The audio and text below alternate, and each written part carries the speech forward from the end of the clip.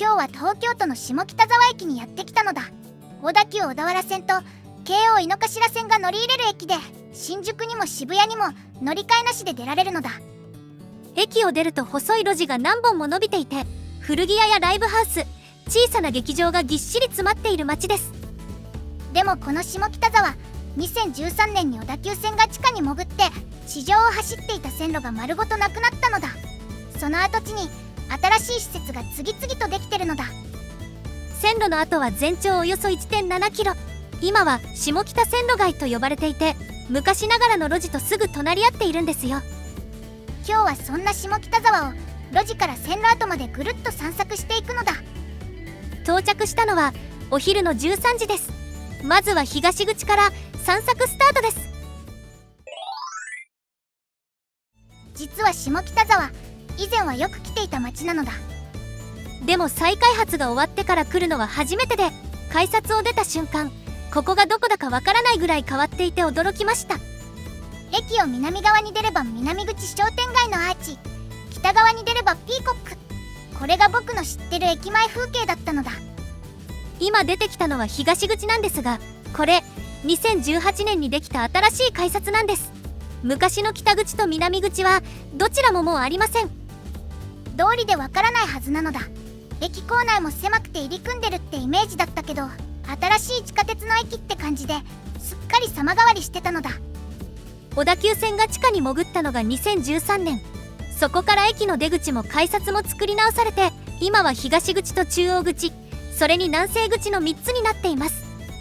広場の真ん中はまだフェンスで囲われてるのだ。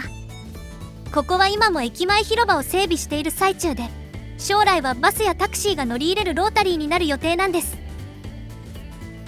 駅から歩いてすぐ、ここが下北沢一番街なのだ。老舗のおせんべい屋さん、カフェにカレー屋さん、もちろん古着屋さんもあります。下北沢は古着屋が100店舗以上あると言われている街なんです。100店舗、1日で回りきれる数じゃないのだ。店先までハンガーラックが出ているので、外から眺めて歩いているだけでも結構楽しい場所です。それにこの通り、思ったより落ち着いてるのだ。多くの人が下北沢と聞いてイメージするのは南口商店街の方だと思います。あっちみたいにお店も人もぎゅうぎゅうって感じではないのだ。道幅もあるからのんびり歩けるね。実はこの一番街、下北沢で一番古い商店街なんですよ。戦前は八百屋さんや魚屋さんが並ぶ生活の商店街でした。古着とも若者とも縁のない通りだったのだ。若者の街になったのは戦後です。新宿や渋谷に比べて家賃が安かったので、沿線の大学に通う学生がたくさん住み着くようになったんです。始まりは家賃が安かったからなのだ。なんだか親近感が湧くのだ。次は線路の跡地にできた新しいエリアに向かってみましょう。新しい下北沢を見に行くのだ。あそこに見える白い建物、以前ならあそこに線路があったのだ。ここがリロードです。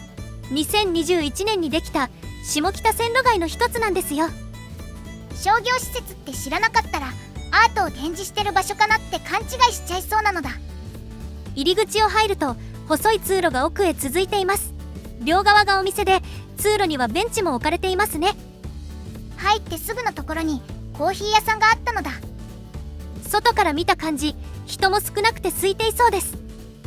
それで入ってみたら、そもそも席が数えるほどしかなくて、それが全部埋まってたのだ。残念だけど諦めたのだ。後で調べたら京都の小川コーヒーがやっているお店で、コーヒー豆を買ったり焙煎を体験したりするのが中心なんだそうです。座って飲む普通のカフェとは違ったお店なのだ。通りで席が少ないわけなのだ。改めてリロードをブラブラしていきましょう。20店舗以上入っていて、店主の顔が見える古典街がコンセプトなんだそうです。まるで路地裏を思わせるような作りで、下北沢のイメージも崩さなくって、なんだか感心しちゃったのだ。2階にはベンチとテーブルもあっていい雰囲気。それほど大きな施設ではないんですが、観光がてらフラフラっと訪れるのも楽しいと思います。道なりに少し進んだところにザ・鈴なりがあるのだ。下北沢が演劇の街と呼ばれるようになった、その始まりの劇場です。もともと1階が飲み屋、2階がアパートだった建物なんです。その2階をそのまま劇場に改築しました。建物自体が映画のワンシーンに出てきそうな外観なのだ。元は映画俳優だった本田和夫さんという方が、若い役者を育てる養成所の稽古場としてこのアパートの2階を使い始めたそうです。最初は稽古場だったのだ。1981年、その養成所の卒業公演をここで上演したのをきっかけに、そのまま劇場として使われるようになりました。成り行きで劇場になったってことなのだ。翌年には本田劇場ができて、そこから下北沢に小劇場が次々と増えていきます。今ではこの方が下北沢だけで8つの劇場を持っているんです。下北沢の歴史を語る上で外せない場所なのだ。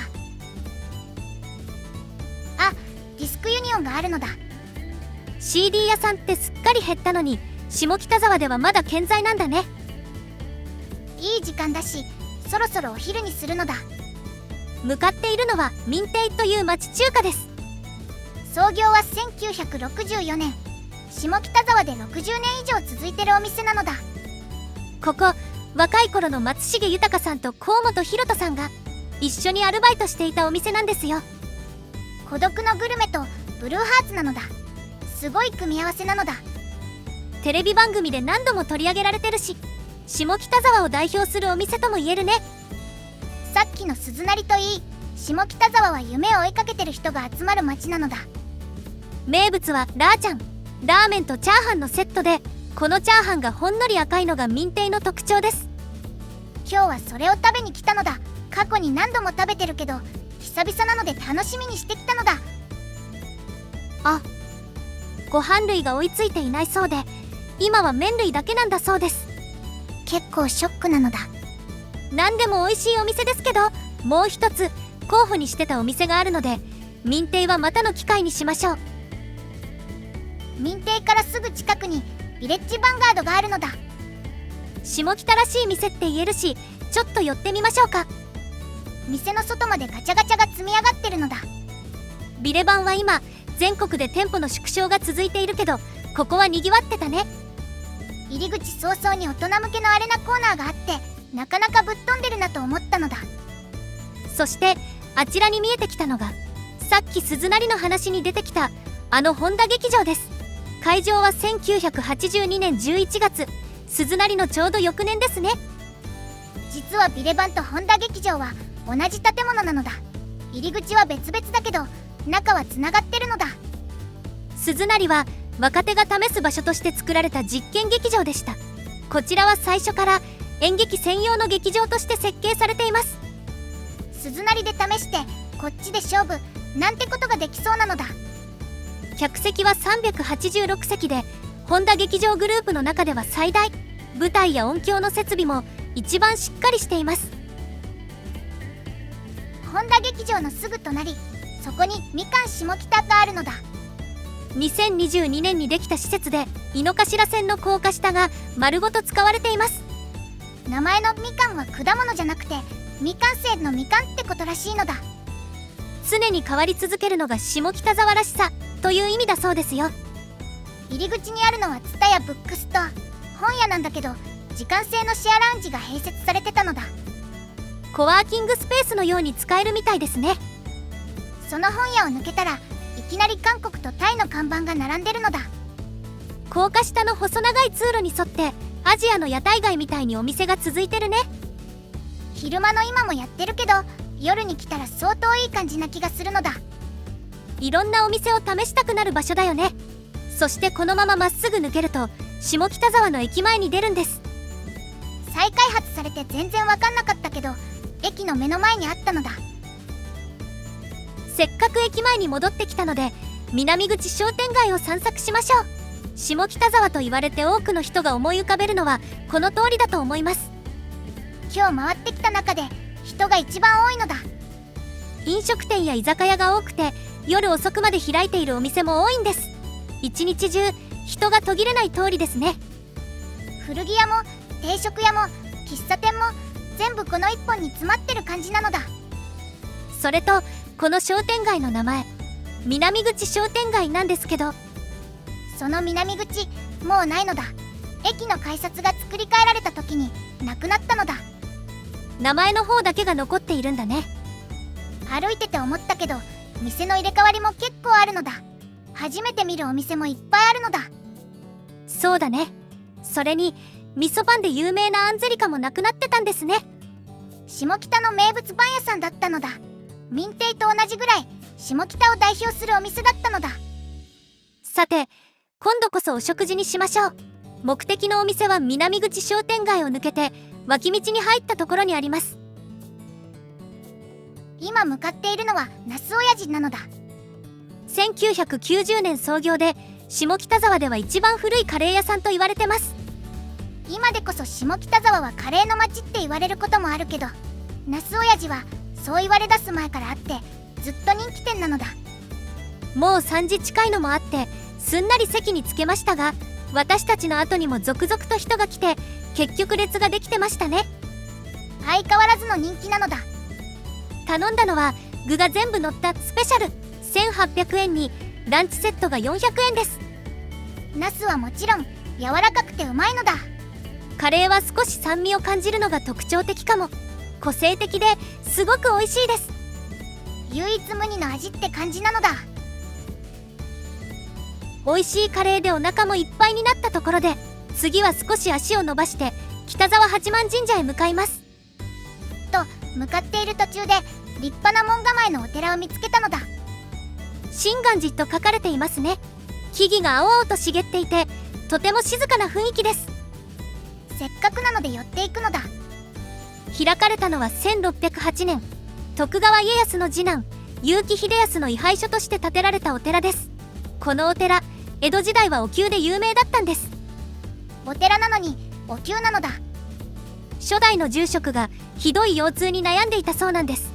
紀州の出身で故郷の淡島明神に祈っていたところ、ある夜夢に淡島明神が現れて灸のやり方を教わったと。夢で教わった灸を自分に試したら長年の腰痛が治ったのだ。それで紀州から淡島明神をこの地に迎えて淡島堂を建てました。灸の秘法は代々の住職に受け継がれて、毎月3と8のつく日に人々にお灸を施していたそうです。それとこのお寺の正式な名前は八幡山上皇院心願寺。八幡山という山号はこの先にある北沢八幡神社から取られたものなのだ。明治になるまではこのお寺が神社を管理していたんだね。たまたま寄った寺がこれから行く神社とセットだったのだ。お参りしていきましょう。淡島堂はお賽銭がペイペイで払えたのだ。すごい時代なのだ。心願寺のすぐ近く、北沢八幡神社に着いたのだ。鳥居をくぐると右手はそのまま児童公園なんですね。子供たちが元気に遊んでいます。ここは下北沢の鎮守、町の氏神様にあたる神社です。創建は15世紀後半、世田谷城の鬼門を守るために建てられました。下北沢を500年以上見てきた神社なのだ。なのにやたらと猫がアピールされてるのだ。猫の置物と猫の絵の看板だらけなのだ。撮影用のパネルまで猫だらけだね。御朱印やお守りも猫の絵柄が多いそうです。なんでこんなに猫まみれなのだ。理由は2つあるそうです。1つは昔この神社で猫を飼っていたから。それは分かりやすいのだ。もう1つが近くに住んでいた詩人の萩原作太郎です。猫だらけの町に迷い込む猫町という作品を書いた人で、それもこの神社の猫の由来なんだそうですよ。つまり猫が大好きってことがよく伝わったのだ。神社から茶沢通りへ戻る途中、感じのいいカフェがあったのだ。木の板張りで町の個人店みたいな外観なのだ。それが実はスターバックスのコンセプト店舗なんです。通常のお店より少し上位のラインという位置づけですね。言われないと気づかないやつなのだ。メニューも特別で定番のフラペチーノなどは置いていなくて、その代わりここでしか飲めないドリンクが中心なんです。頼んだのはコールドブリューソーダグリーンアップル&ライム。990円もするちょっと贅沢なシーズン限定ドリンクなのだ。底の方に果肉がたっぷり沈んでいるので、よくかき混ぜてから飲んでくださいって店員さんに言われました。これが想像以上に果肉がたっぷり。ソーダも爽やかで最高にうまいのだ。コーヒーも入ってるらしいんだけど、ライムがしっかり効いてて暑い夏にぴったりの一杯なのだ。高いなとは思ったけど納得の美味しさでした。スタバを出て坂を登りながら10分弱、ボーナストラックにやってきたのだ。ここも線路の跡地にできた場所なのだ。2020年にできました。下北線路街の中では世田谷代田駅寄りのエリアですね。再開発の象徴ともいえる場所で余白のある空間がテーマになっています。大きな一つの建物じゃなくて、長屋みたいなお店や広場が集まってて小さな町みたいになってるのだ。屋外にも座れる場所がたくさんあって、風を感じながら飲食できるのも魅力だね。個性的なお店がたくさん並んでて、まさに下北だなーって感じる雰囲気の場所なのだ。そろそろ駅へ戻るのだ。ボーナストラックから駅までは散歩のしやすい遊歩道になってるんだね。来た時から気になってたんだけど、駅の2階もお店が入ってるのだ。下北駅上っていう商業エリアになってるんです。ごちゃっとした下北沢駅を知ってる身からすればほんと別の駅みたい。跡形もないってぐらい変わったのだ。でも街並みの方は新しい施設ができながらもどれもが下北っぽくて安心しました。新旧の魅力が詰まった街になったと思います。というわけで今回の動画はここまで。最後までご視聴いただきありがとうございました。よろしければチャンネル登録と高評価よろしくお願いしますね。動画作りの励みになるのだ。